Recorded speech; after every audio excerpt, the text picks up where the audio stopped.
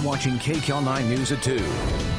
You can get fit like the stars, from Matthew McConaughey to Angelina Jolie. Hollywood A-listers have turned to one man to get in shape. That's right. Gunnar, Peterson, and Anthony DeLugio are trainers to the stars, and they're here to talk about target training. Welcome to you both. What the heck is target training? Target training, the National Strength and Conditioning Association shows that you can work the muscles specifically. You can target, for example, with an overhead press, you can work the shoulder. But you can also take that move. Most people are short on time, if they're not short on attention, and they can swing or a clean to a press. So now you're going to get some core activation, and you're going to get glutes by being down low. So you take the simple basic press and add this move that Anthony will show you. I see. With it. And so you can get a little more bang for your buck out of it. He's got how much weight there? It's about 25 kilos, 25 pound 12 weight. kilos, okay. But you can also take it, for example, a different move if you want to have a curl. And I know you do these at home. Yes, I do. You can add to this and progress from it and show them. You can drop down and go into squat. Plie squat and a curl to a stand to a press. So now you're getting not just the bicep work that you would have gotten from the curl, but you're getting the core activation, you're getting the glute work, and you're getting the shoulder work. It's all tied into it. Now, you've worked with some pretty big stars, and when they're... None bigger than you. I love this, man.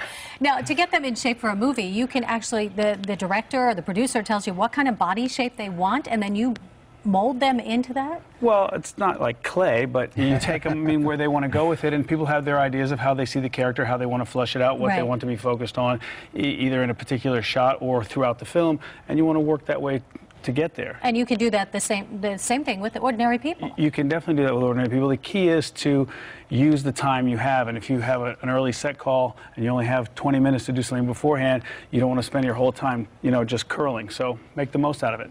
You say you should probably stay away from a lot of fads, especially when it comes to working out. We hear different fads. Something new is always better every day. Yeah, but it's not. I mean, the old standby is work and work ethic, and you're just going to have to be consistent. A big workout on a Saturday doesn't carry you through the week. It doesn't work like that. It's not like a squirrel storing up nuts. So what's an ideal schedule look like for someone who's doing the target training? Well, I mean, if you work your brain every day, you should work your body every day, and you would split your body parts up, and you would add cardiovascular work to make sure your body fat stays low and to make sure your heart stays healthy, and you build on it. You know, you didn't get out of shape in one day. You're not going to get in shape in one day. Do you think? I'm sorry. Do you think that you should work one or a limited number of muscle groups in one day and stay off? I think you can benefit in many different ways. You can split it with a push-pull. You can split it with an upper-lower.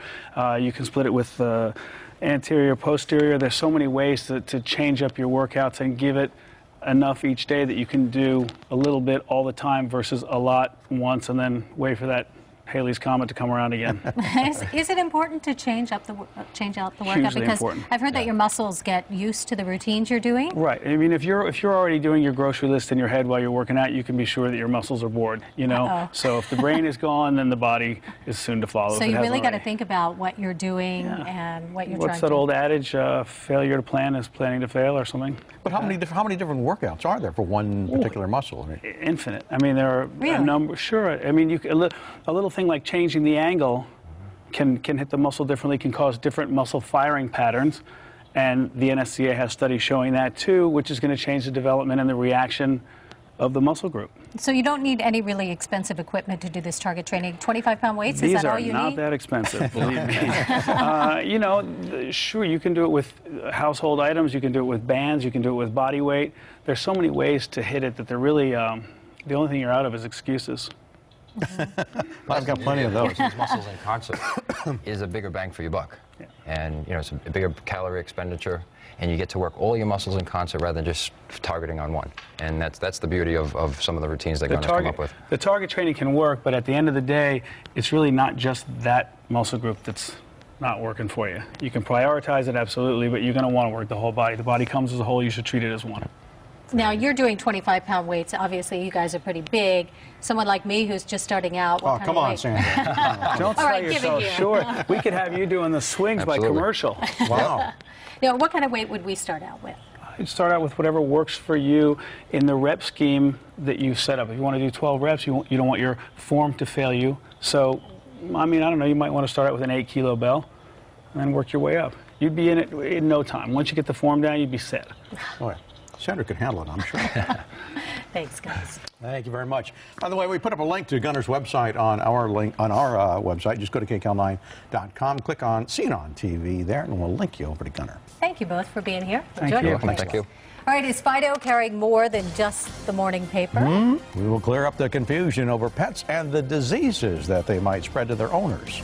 And a little bit later, it's Mystery Solved. We will explain how that piano ended up stranded on a key. That's coming up.